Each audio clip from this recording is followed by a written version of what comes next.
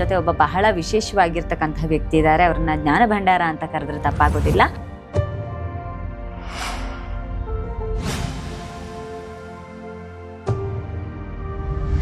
ಇವತ್ತಿಗೆ ಜ್ಯೋತಿಷ್ಯ ಅಂದರೆ ಭಾಳ ಜನಕ್ಕೊಂದು ಭಯ ಇದೆ.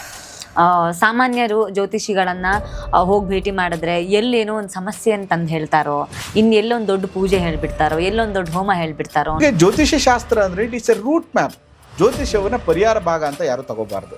ಇಲ್ಲಿ ಪರಿಹಾರ ಅಂತ ತಗೊಂಡ್ರೇನೆ ಸಮಸ್ಯೆಗಳು ಶುರು ಆಗುವಂಥದ್ದು. ಇದನ್ನ ಮ್ಯಾಪ್ ಆಗಿ ಬಳಸ್ಕೊಂಡ್ರೆ ನಾವು ಜೀವನದಲ್ಲಿ ತುಂಬಾ ಚೆನ್ನಾಗಿರ್ಬೋದು. ಈಗ ಜ್ಯೋತಿಷ್ಯ ಶಾಸ್ತ್ರ ಇರಬಹುದು, ವಾಸ್ತುಶಾಸ್ತ್ರಜ್ಞರು ಇರಬಹುದು, ಇವರನ್ನೆಲ್ಲ ಒಬ್ಬ ಸಾಮಾನ್ಯ ವ್ಯಕ್ತಿ ಯಾವ ಸಂದರ್ಭದಲ್ಲಿ ಹೋಗಿ ಭೇಟಿ ಮಾಡಬೇಕು? ಯಾರು ಕೂಡ ಇವತ್ತು ನಿಜವಾದ ಜ್ಯೋತಿಷ್ಯವನ್ನ ಕೇಳಲಿಕ್ಕೆ ಯಾರು ಬರೋದೇ ಇಲ್ಲ. ಮತ್ತೆ ಯಾರಿಗೂ ಸತ್ಯ ಬೇಕಿಲ್ಲ. ಸಮಸ್ಯೆಗಳನ್ನ ಮಾಡಿಕೊಂಡು ಪರಿಹಾರಕ್ಕಾಗಿ ಜ್ಯೋತಿಷಿಗಳ ಹತ್ರ ಬರ್ತಾರೆ. ಅದು ಇಲ್ಲಿ ಸಮಸ್ಯೆ ಆಗ್ತಿರೋದು. ನಿತ್ಯ ನೈಮಿತ್ತಿಕ ಕಾರ್ಯಗಳಿಗೆ ಜ್ಯೋತಿಷ್ಯವನ್ನ ನೋಡುವಂತ ಅವಶ್ಯಕತೆ ಇಲ್ಲ. ನಿಜವಾಗ್ಲೂ ಹಿಂದೂಗಳು ಅಥವಾ ಜ್ಯೋತಿಷ್ಯ ನಂಬುವವರು ಹುಟ್ಟು ಹಬ್ಬನ ಯಾವ ದಿನ ಆಚರಣೆ ಮಾಡ್ಕೊಳ್ಬೇಕು? ಡೇಟ್ ವೈಸು ನೀವು ಖುಷಿಗೆ ಮಾಡ್ಕೊಂಡ್ರು ಕೂಡ ನೀವು ಯಾವುದೇ ಅವತ್ತಿನ ದಿನ ಏನ್ ಮಾಡಬೇಕು, ಕೇಕ್ ಕಟ್ ಮಾಡೋದಲ್ಲ.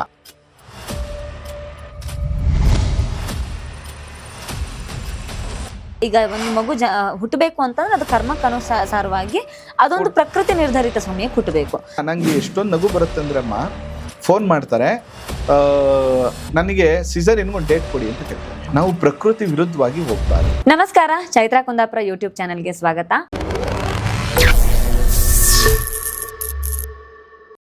ಇವತ್ತಿನ ಪಾಡ್ಕಾಸ್ಟ್ನಲ್ಲಿ ನಮ್ಮ ಜೊತೆ ಒಬ್ಬ ಬಹಳ ವಿಶೇಷವಾಗಿರ್ತಕ್ಕಂಥ ವ್ಯಕ್ತಿ ಇದ್ದಾರೆ. ಅವ್ರನ್ನ ಜ್ಞಾನ ಭಂಡಾರ ಅಂತ ಕರೆದ್ರೆ ತಪ್ಪಾಗೋದಿಲ್ಲ. ಅವರೇ ಮೈಸೂರಿನ ಶ್ರೀ ಮಾಯಿಕಾರ ಗುರುಕುಲದ ಸಂಸ್ಥಾಪಕರಾಗಿರ್ತಕ್ಕಂತಹ ವಿದ್ವಾನ್ ಮೂಗುರು ಮಧು ದೀಕ್ಷಿತ್ ಎಮ್ಮೆ ಅವರು ಇವತ್ತು ನಮ್ಮ ಜೊತೆಗಿದ್ದಾರೆ. ಇವತ್ತಿನ ಪಾಡ್ಕಾಸ್ಟ್ನಲ್ಲಿ ಅವ್ರ ಜೊತೆ ಸಾಕಷ್ಟು ಜ್ಯೋತಿಷ್ಯಕ್ಕೆ ಸಂಬಂಧಪಟ್ಟ, ವಾಸ್ತುವಿಗೆ ಸಂಬಂಧಪಟ್ಟಂತಹ ಸಾಕಷ್ಟು ವಿಚಾರಗಳನ್ನು, ಪ್ರಶ್ನೆಗಳಿಗೆ ಉತ್ತರಗಳನ್ನು ಪಡ್ಕೊಳ್ಳುವಂತಹ ಪ್ರಯತ್ನ ಮಾಡೋಣ. ಬನ್ನಿ, ಅವರನ್ನ ಸ್ವಾಗತ ಮಾಡ್ಕೊಳ್ಳೋಣ. ನಮಸ್ಕಾರ. ನಮಸ್ಕಾರ. ನಮಸ್ತೆ. ಹೇಗಿದ್ದೀರಿ? ಚೆನ್ನಾಗಿದ್ದೀನಮ್ಮ, ಬಹಳ ಖುಷಿ ಆಯಿತು. ಶ್ರೀ ಗುರುಭ್ಯೋ ನಮಃ. ಮಾಯಕಾರ ಪ್ರಭುವೇ ನಮಃ. ಗಣೇಶ ದೇವಿ ವಾಗ್ದೇವಿ ಮಮ ವಾಕ್ಯ ಸಿದ್ಧಿ ಕುರುಕುರು ಸ್ವಹ. ಆರಾಧ್ಯ ದೈವನಾಗಿರುವಂತಹ ಮಲೆ ಮಹದೇಶ್ವರರನ್ನ ಮನದಲ್ಲಿ ನೆನೆಯುತ್ತಾ ವಿದ್ಯಾಗುರುಗಳ ತಂದೆ ತಾಯಿಯ ಪಾದಾರವಿಂದಗಳಿಗೆ ನಮಸ್ಕಾರವನ್ನು ಮಾಡ್ತಾ, ಜಗದ್ಗುರು ಪಂಚಾಚಾರ್ಯರನ್ನು, ಬಸವಾದಿ ಶರಣರನ್ನ ಮನದಲ್ಲಿ ನೆನೆಯುತ್ತಾ, ಭಾಳ ಮುಖ್ಯವಾಗಿ ಚೈತ್ರಾ ಕುಂದಾಪುರ್ ಯೂಟ್ಯೂಬ್ ವಾಹಿನಿಯ ಎಲ್ಲ ವೀಕ್ಷಕ ಬಂಧುಗಳ ಅಂತರಾತ್ಮಗಳಿಗೆ ಭಾಳ ಮುಖ್ಯವಾಗಿ ಚೈತ್ರ ಅವ್ರಿಗೆ ನಮಸ್ಕಾರ ಮತ್ತು ತುಂಬ ಹೃದಯದ ಧನ್ಯವಾದಗಳಮ್ಮ. ನಮ್ಮನ್ನು ಪಾಡ್ಕಾಸ್ಟ್ಗೆ ಇನ್ವೈಟ್ ಮಾಡೋದಕ್ಕೆ. ನೀವು ಒಂಥರ ವಾಗ್ಮಿ, ಸರಸ್ವತಿ ಪುತ್ರಿ ನೀವು. ಭಾಳ ಖುಷಿ ಆಯಿತು ನಿಮ್ಮ ಜೊತೆ ಇವತ್ತಿನ ಕಾರ್ಯಕ್ರಮದಲ್ಲಿ ಪಾಲ್ಗೊಂಡಿದ್ದಮ್ಮ. ಧನ್ಯವಾದಗಳು. ನಮಗೆ ಈ ಹಿಂದಿನ ಒಂದು ಪಾಡ್ಕಾಸ್ಟ್ ಮಾಡಿದಾಗ ಬಹಳ ಜನ ಒಂದಷ್ಟು ಪ್ರಶ್ನೆಗಳನ್ನು ಕೇಳಿದರು. ಅಂದರೆ ಈ ಜ್ಯೋತಿಷ್ಯಕ್ಕೆ ಸಂಬಂಧಪಟ್ಟ ಹಾಗೆ ಇವತ್ತಿಗೆ ಜ್ಯೋತಿಷ್ಯ ಅಂದರೆ ಭಾಳ ಜನಕ್ಕೊಂದು ಭಯ ಇದೆ. ಸಾಮಾನ್ಯರು ಜ್ಯೋತಿಷಿಗಳನ್ನು ಹೋಗಿ ಭೇಟಿ ಮಾಡಿದ್ರೆ ಎಲ್ಲೇನೋ ಒಂದು ಸಮಸ್ಯೆಯನ್ನು ತಂದು ಹೇಳ್ತಾರೋ, ಎಲ್ಲೊಂದು ದೊಡ್ಡ ಪೂಜೆ ಹೇಳ್ಬಿಡ್ತಾರೋ, ಎಲ್ಲೊಂದು ದೊಡ್ಡ ಹೋಮ ಹೇಳ್ಬಿಡ್ತಾರೋ ಅನ್ನೋದು ಸಹಜವಾಗಿರುವಂತಹ ಭಯ ಇದೆ.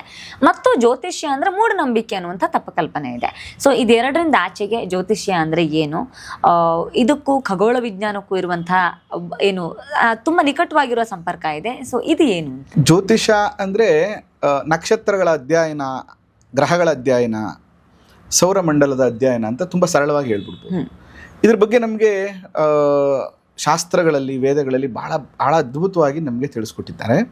ಹಿರಣ್ಯ ಗರ್ಭ ಸಮವರ್ತತಾಗ್ರೆ ಭೂತಸ್ಯ ಜಾತಸ್ಯ ಜಾತ ಪತಿರೇಕ ಆಸೀತ್.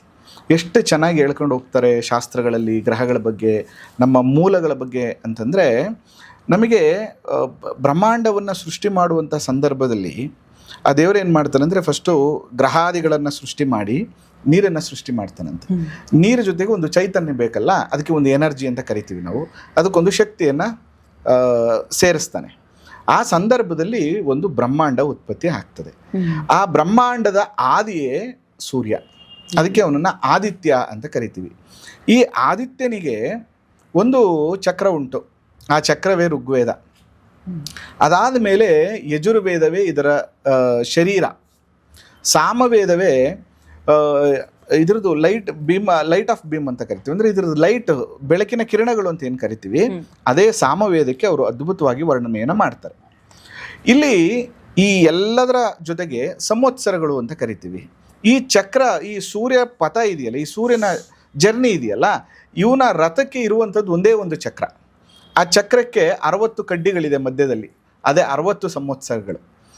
ಇವನು ಸಂಚಾರ ಮಾಡುವಾಗ 6 ತಿಂಗಳ ಕಾಲ ಉತ್ತರಾಯಣಕ್ಕೆ ಸಂಚಾರ ಮಾಡ್ತಾನೆ. ಅದನ್ನು ಉತ್ತರಾಯಣ ಪುಣ್ಯಕಾಲ, ಇದನ್ನು ದೇವತೆಗಳ ಹಗಲಿನ ಸಮಯ ಅಂತ ಕರಿತೀವಿ. ಇನ್ನು ಕೆಲವು ಸಮಯ 6 ತಿಂಗಳು ಅವನು ದಕ್ಷಿಣಾಭಿಮುಖವಾಗಿ ಸಂಚಾರವನ್ನು ಮಾಡ್ತಾನೆ. ಇದನ್ನು ದೇವತೆಗಳಿಗೆ ರಾತ್ರಿಯ ಸಮಯ ಅಂತ ಕರಿತೀವಿ. ಅಂದರೆ ನಮ್ಮ 1 ವರ್ಷ = ದೇವತೆಗಳಿಗೆ 1 ದಿನ. ಈ ಗ್ರಹಗಳ ಜೊತೆ ಈ ಗುರುತ್ವಾಕರ್ಷಣೆಯಲ್ಲಿ ಇರುವಂಥವರೇ ಈ ನವಗ್ರಹಗಳು. ಇದರ ಸಂಪೂರ್ಣ ಅಧ್ಯಯನ ಮಾಡುವಂತಹ ಶಾಸ್ತ್ರವನ್ನ ನಾವೇನಂತ ಕರಿತೀವಿ ಅಂತಂದ್ರೆ ಜ್ಯೋತಿಷ್ ಶಾಸ್ತ್ರ ಅಂತ ಕರಿತೀವಿ. ನೋಡಿ, ಈ 7 ಕುದುರೆಗಳು 7 ವರ್ಣಗಳನ್ನ ಇಂಡಿಕೇಟ್ ಮಾಡುತ್ತೆ. ಅದರ ಜೊತೆಗೆ ಬಹಳ ಮುಖ್ಯವಾಗಿ ಜ್ಯೋತಿಷ್ಯದಲ್ಲಿ ಈ ಬ್ರಹ್ಮಾಂಡದಲ್ಲಿ ಸೃಷ್ಟಿಯ ಸಂದರ್ಭದಲ್ಲಿ ಈ ನವಗ್ರಹಗಳು, ಈ ಯುಗ, ಈ ನಕ್ಷತ್ರ ಪುಂಜಗಳು, ಈ ಸಂದರ್ಭದಲ್ಲಿ ಒಂದು ಕಾನ್ಶಿಯಸ್, ಒಂದು ಪ್ರಜ್ಞೆ ಉಂಟಾಗತ್ತೆ. ಇದೇ ಬ್ರಹ್ಮಾಂಡದ ಮೂಲ ಸಿದ್ಧಾಂತ ಅಂತ ನಾವು ಕರಿತೀವಿ. ಅಂದರೆ ಈ ಎಲ್ಲ ವಿಷಯಗಳನ್ನು ಅಧ್ಯಯನ ಮಾಡುವಂತಹ ಒಂದು ಶಾಸ್ತ್ರ. ನೋಡಿ, ಈ ನೀರು ಮತ್ತು ಶಕ್ತಿಯ ಸಮ್ಮಿಲನದಿಂದ ಉಂಟಾಗುವಂಥದ್ದು ಹಿರಣ್ಯಗರ್ಭ. ಅಂದರೆ ಒಂದು ಚಿನ್ನದ ಮೊಟ್ಟೆಯ ಆಕೃತಿ ಉತ್ಪತ್ತಿ ಆಯ್ತು ಅಂತ. ಇದನ್ನೇ ನಾವು ಬ್ರಹ್ಮಾಂಡ ಅಂತ ಕರಿತೀವಿ. ಅದಕ್ಕೆ ಆಕಾಶ ಹೇಗಿದೆ ಅಂತಂದರೆ ಚಿನ್ನದ ಮೊಟ್ಟೆ ಥರ ಇದೆ ಅಂತ. ಅದಕ್ಕೋಸ್ಕರ ಈ ಎಲ್ಲ ವಿಷಯಗಳ ಅಧ್ಯಯನ ಮಾಡುವಂತಹ ಒಂದು ಶಾಸ್ತ್ರವನ್ನು ನಾವು ಜ್ಯೋತಿಷ್ಯ ಶಾಸ್ತ್ರ ಅಂತ ಕರಿತೀವಿ. ಜೊತೆಗೆ ಜ್ಯೋತಿಷ್ಯ ಶಾಸ್ತ್ರ ಅಂದರೆ it is a route map. ಜ್ಯೋತಿಷ್ಯವನ್ನ ಪರಿಹಾರ ಭಾಗ ಅಂತ ಯಾರು ತಗೋಬಾರ್ದು. ಇಲ್ಲಿ ಪರಿಹಾರ ಅಂತ ತಗೊಂಡ್ರೇನೆ ಸಮಸ್ಯೆಗಳು ಶುರು ಆಗುವಂಥದ್ದು. ಇಲ್ಲಿ ಸಮಸ್ಯೆ ಹೇಗಾಗ್ಬಿಡುತ್ತೆ ಅಂತಂದ್ರೆ, ಗುರುಗಳೇ, ನಾನೇನೋ ಒಂದು ವ್ಯವಹಾರಕ್ಕೆ ಕೈ ಹಾಕಿದ್ದೆ, ಯಾರ ಜೊತೆ ಮಾಡ್ತಾ ಇದ್ದೆ, 2 ಕೋಟಿ ಲಾಸ್ ಆಗೋಯ್ತು. ದಯವಿಟ್ಟು ಯಾವುದಾದ್ರೂ ಹೋಮ ಮಾಡಿ, ಯಾವುದಾದ್ರೂ ಪೂಜೆ ಮಾಡಿ ನಮಗೆ ದಯವಿಟ್ಟು ಪರಿಹಾರವನ್ನು ಮಾಡಿಕೊಟ್ಬಿಡಿ. ಜ್ಯೋತಿಷ್ಯ ಏನಾಗಿದೆ, ಈ ರೀತಿ ಆಗಿದೆ. ಆದರೆ ಜ್ಯೋತಿಷ್ಯ ಈ ರೀತಿ ಇಲ್ಲ. ಜ್ಯೋತಿಷ್ಯದಲ್ಲಿ ಏನು ಹೇಳ್ತಾನೆ ಅಂತಂದ್ರೆ, ನಿನ್ನ ಸತ್ಕರ್ಮ ಮತ್ತು ದುಷ್ಕರ್ಮ ರೂಪವಾಗಿರುವಂಥ ಫಲವನ್ನು ತಿಳಿಸುತ್ತಷ್ಟೇ. ಅದು ನಿನ್ನ ಪಾಸ್ಟ್ ಏನಿದೆಯಲ್ಲ ಅದರ ಪ್ರಕಾರ ನೀನು ಹುಟ್ಟುವಂಥ ಸಮಯ, ನಿನ್ನ ಗ್ರಹಸ್ಥಿತಿಗಳು, ನಿನ್ನ ರೂಟ್ ಮ್ಯಾಪ್, ನೀನು ಕೋಪಿಷ್ಟನ ಅಥವಾ ನೀನು ಸಾತ್ವಿಕ ಮನಸ್ಥಿತಿ ಉಳ್ಳಂಥವನ, ನಿನ್ನ ಗುಣಧರ್ಮಗಳೇನು, ನೀನು ನಿನ್ನ ನೇಚರಲ್ಲಿ ಏನನ್ನು ಮಾಡಿದ್ರೆ ನೀನು ಚೆನ್ನಾಗಿರ್ತೀಯ, ಈ ಎಲ್ಲ ವಿಷಯಗಳನ್ನು ತಿಳಿಸುತ್ತೆ. ಇದನ್ನು ನಾವು ತಿಳ್ಕೊಂಡು ರೂಟ್ ಮ್ಯಾಪ್ ಆಗಿ ಇದನ್ನು ಬಳಸ್ಕೊಂಡ್ರೆ, ಇದನ್ನು ಮ್ಯಾಪ್ ಆಗಿ ಬಳಸ್ಕೊಂಡ್ರೆ ನಾವು ಜೀವನದಲ್ಲಿ ತುಂಬ ಚೆನ್ನಾಗಿರ್ಬೋದು. ಆದರೆ ಇವತ್ತಿನ ದಿನದಲ್ಲಿ ಏನಾಗ್ತಾ ಇದೆಯಮ್ಮ, 100ಕ್ಕೆ 90% ಜನ ಸಮಸ್ಯೆಗಳನ್ನು ಮಾಡಿಕೊಂಡು ಪರಿಹಾರಕ್ಕಾಗಿ ಜ್ಯೋತಿಷಿಗಳ ಹತ್ರ ಬರ್ತಾರೆ. ಅದು ಇಲ್ಲಿ ಸಮಸ್ಯೆ ಆಗ್ತಿರೋದು. ಮತ್ತೆ ಯಾರು ಕೂಡ ಇವತ್ತು ನಿಜವಾದ ಜ್ಯೋತಿಷ್ಯವನ್ನು ಕೇಳಲಿಕ್ಕೆ ಯಾರು ಬರೋದೇ ಇಲ್ಲ. ಅಂದರೆ ಜ್ಯೋತಿಷ್ಯದಲ್ಲಿ ನಾವು ಯಾಕೆ ಕೇಳಬೇಕು, ಅಥವಾ ನನ್ನ ಮತ್ತೆ ಯಾರಿಗೂ ಸತ್ಯ ಬೇಕಿಲ್ಲ. ಈಗ ನೀನು ಕೋಪಿಷ್ಟ ಕಣಪ್ಪ, ನೀನು ಕೋಪ ಚೇಂಜ್ ಮಾಡ್ಕೋ ಅಂದರೆ ಯಾರು ಚೇಂಜ್ ಮಾಡ್ಕೊಳ್ಳಲ್ಲ. ಅದರಿಂದ ನಾವೇನಂದ್ರೆ ಜ್ಯೋತಿಷ್ಯವನ್ನ ಸರಿಯಾದ ರೀತಿಯಲ್ಲಿ ಬಳಸ್ಕೊಂಡ್ರೆ ಖಂಡಿತವಾಗಿ ನಮಗೆ ಉಪಯೋಗ ಆಗುತ್ತೆ. ಆದ್ರೆ ಯಾವಾಗ ಒಬ್ಬ ಸಾಮಾನ್ಯ ವ್ಯಕ್ತಿ ಜ್ಯೋತಿಷ್ಯನ್ ಯಾವಾಗ ಹೋಗಿ ವಿಚಾರಿಸ್ಬೇಕು? ಈಗ ಜ್ಯೋತಿಷ್ಯ ಶಾಸ್ತ್ರ ಇರಬಹುದು, ವಾಸ್ತುಶಾಸ್ತ್ರಜ್ಞರಿರಬಹುದು, ಇವರನ್ನೆಲ್ಲ ಒಬ್ಬ ಸಾಮಾನ್ಯ ವ್ಯಕ್ತಿ ಯಾವ ಸಂದರ್ಭದಲ್ಲಿ ಹೋಗಿ ಭೇಟಿ ಮಾಡಬೇಕು ಅಂತ? ಈಗ ಬಹಳ ಸಲ ಏನಾಗುತ್ತೆ, ಬದುಕಿನಲ್ಲಿ ಒಂದು ಸಣ್ಣದೇನೋ ಒಂದು ಆದಾಗ ಆತಂಕ ಸೃಷ್ಟಿ ಆಗುತ್ತೆ, ಏನೋ ಒಂದು ಸಣ್ಣ ಸಮಸ್ಯೆ ಆಗುತ್ತೆ. ಆ ಸಂದರ್ಭದಲ್ಲಿ ಅದಕ್ಕೆ ಪರಿಹಾರ ಕೇಳೋದಕ್ಕೋಸ್ಕರ ಜ್ಯೋತಿಷ್ಯ ಹತ್ರ ಹೋಗ್ತಾರೆ. ಇನ್ ಕೆಲವರು ಪ್ರತಿನಿತ್ಯ ಏನೇ ಸಣ್ಣ ಸಮಸ್ಯೆ ಆದ್ರೂ ಕೂಡ ಹೋಗ್ತಾರೆ ಜ್ಯೋತಿಷಿಗಳ ಹತ್ರ ಕೇಳೋದಕ್ಕೆ. ಹಾಗಾದ್ರೆ ಒಬ್ಬ ಸಾಮಾನ್ಯ ವ್ಯಕ್ತಿಗೆ ಅವನ ಬದುಕಿನ ನಿರ್ಧಾರಗಳನ್ನು ತೆಗೆದುಕೊಳ್ಳುವಂತ ಯಾವ್ಯಾವ ಸಂದರ್ಭದಲ್ಲಿ ಒಬ್ಬ ಜ್ಯೋತಿಷಿ ಅವಶ್ಯಕತೆ ಇದೆ ಅಂತ? ಕರೆಕ್ಟ್. ನೋಡಿ, ಈಗ ನನಗೆ ಬೆಳಿಗ್ಗೆ 9 ಗಂಟೆಗೆ ನಾನು ಲಾಗಿನ್ ಆಗಬೇಕು ಒಂದು ಡ್ಯೂಟಿಗೆ. ನಾನು 9 ಗಂಟೆಗೆ ಲಾಗಿನ್ ಆಗಬೇಕು ಅಂತಂದರೆ ನನ್ನ ಮನೆಯಿಂದ ನನ್ನ ಆಫೀಸ್ಗೆ ಹೋಗ್ಲಿಕ್ಕೆ 1 ಅವರ್ ಜರ್ನಿ ಇದೆ. ಅದು ಬೆಂಗಳೂರಂಥ ನಗರದಲ್ಲಿ 1 ಅವರ್ ಅಲ್ಲ, 2 ಅವರ್ಸ್ ಬಿಫೋರ್ ನಾನು ಹೊರಡಬೇಕು. ಆದರೆ ಸೋಮವಾರ ಅಂತ ಇಟ್ಕೊಳ್ಳೋಣ, ಸೋಮವಾರ ಬೆಳಗ್ಗೆ 7:30 9 ಗಂಟೆಗೆ ರಾಹುಕಾಲ. ಕರೆಕ್ಟ್ ಅಲ್ವಾ? ನಾನು 7:30 9 ಗಂಟೆಗೆ ರಾಹುಕಾಲ ನೋಡ್ಕೊಂಡು ಕೂತ್ಕೊಂಡ್ರೆ ನಾನು ಲಾಗಿನ್ ಯಾವಾಗ ಮಾಡೋದು? ಅಥವಾ 8:00 ಒಂದು ಇಂಟರ್ವ್ಯೂ ಇರುತ್ತೆ, 8:00 ನೀನು ಬರಬೇಕಪ್ಪ, ಇವತ್ತು ಭಾಳ ಇಂಪಾರ್ಟೆಂಟು, ಇವತ್ತು ನಾನು ನಿನ್ನ ಕೆಲಸಕ್ಕೆ ಸೇರಿಸ್ಕೊತೀನಿ ಅಂತ. ಇಲ್ಲ ನಾನು ರಾಹುಕಾಲ ಕಳ್ಕೊಂಡು 9:30 ಮೇಲೆ ಹೋಗ್ತೀನಿ ಅಂತಂದರೆ ಅವ್ರನ್ನ ರಿಜೆಕ್ಟ್ ಮಾಡ್ತಾರೆ. ಅಂದರೆ ನಿತ್ಯ ನೈಮಿತ್ತಿಕ ಕಾರ್ಯಗಳಿಗೆ ಜ್ಯೋತಿಷ್ಯವನ್ನು ನೋಡುವಂಥ ಅವಶ್ಯಕತೆ ಇಲ್ಲ. ಇದನ್ನು ಅಂದರೆ ಪ್ರತಿದಿನ ನಾನು ಎದ್ದು ಹೋಗ್ತೀನಿ, ನಾನು ಕೆಲಸ ಮಾಡ್ತೀನಿ, ಕೆಲಸ ಕಾರ್ಯಗಳನ್ನು ಮಾಡ್ತೀನಿ, ಇದಕ್ಕೆ ಅವಶ್ಯಕತೆ ಇಲ್ಲ. ಯಾವಾಗ ನೋಡಬೇಕು? ಇದು ಮಳೆ ನಕ್ಷತ್ರಗಳು ಅಂತ ನೀವು ಕೇಳಿರ್ತೀರಿ. ಈಗ ಯಾವ ಮಳೆ ಆಗ್ತಾ ಇದೆ, ಮುಂದಿನ ತಿಂಗಳು ಯಾವ ಮಳೆ ಆಗ್ತದೆ, ಸ್ವಾತಿ ಮಳೆ ಚೆನ್ನಾಗಿ ಆಗ್ತದೆ, ಈ ಥರದ್ದೆಲ್ಲ ನಾವು ತುಂಬ ಹಾಡು ಭಾಷೆಯಲ್ಲಿ ಕೇಳಿರ್ತೀವಿ. ಅಂದರೆ ಯಾವಾಗ ನೀನು ಬಿತ್ತನೆಯನ್ನು ಪ್ರಾರಂಭ ಮಾಡ್ತೀಯೋ, ಹೊಸದಾಗಿ ಬೆಳೆಯನ್ನು ಪ್ರಾರಂಭ ಮಾಡಲಿಕ್ಕೆ, ಅಥವಾ ನೀನು ಒಂದು ಬೆಳೆಯನ್ನು ಅಥವಾ ಬೀಜಗಳನ್ನು ತರುವಂಥ ಸಂದರ್ಭದಲ್ಲಿ ಒಂದು ಒಳ್ಳೆ ಮುಹೂರ್ತವನ್ನು ನೋಡಿ ತರಬೇಕು. ಆಯುರ್ವೇದದಲ್ಲಿ ಒಂದು ಔಷಧಿಯನ್ನ ತಯಾರು ಮಾಡುವಾಗ ಒಂದು ಒಳ್ಳೆ ಮುಹೂರ್ತವನ್ನ ನೋಡಿ ಪ್ರಾರಂಭ ಮಾಡಬೇಕು. ಎಕ್ಸಾಂಪಲ್ ನಿಮ್ಗೆ ಗುರು ಪುಷ್ಯಾಮೃತ ಯೋಗ ನೀವು ತುಂಬಾ ಕೇಳಿರ್ತೀರಿ. ಕೆಲವು ಔಷಧಿಗಳನ್ನ ಸೇವನೆ ಮಾಡುವಾಗ ಪುಷ್ಯ ನಕ್ಷತ್ರ ಇದ್ರೆ ಅದು ಅತ್ಯಂತ ಶ್ರೇಷ್ಠವಾದ ಫಲವನ್ನು ಕೊಡುತ್ತೆ. ಪುಬ್ಬ ನಕ್ಷತ್ರ ಇರುವಾಗ ಅತ್ಯಂತ ಶುಭ ಫಲವನ್ನ ಕೊಡ್ತದೆ. ಜೊತೆಗೆ ಮಗುವಿಗೆ ಒಂದು ನಾಮಕರಣವನ್ನ ಮಾಡಬೇಕು. ನಾಮಕರಣ ಮಾಡುವಂತ ಸಂದರ್ಭದಲ್ಲಿ ಮಗು ಒಂದೊಳ್ಳೆ ಶುಭ ಕಾಲವನ್ನ ನೋಡ್ಬೇಕು. ಮಗು ಅವ್ರಿಗೆ ಒಂದು ಏಜಿಗೆ ಬಂದಿದ್ದಾರೆ, ಷೋಡಶ ಸಂಸ್ಕಾರಗಳು ಅಂತ ಕರಿತೀವಿ. ಒಂದು ಸೀಮಂತವನ್ನ ಮಾಡಬೇಕು.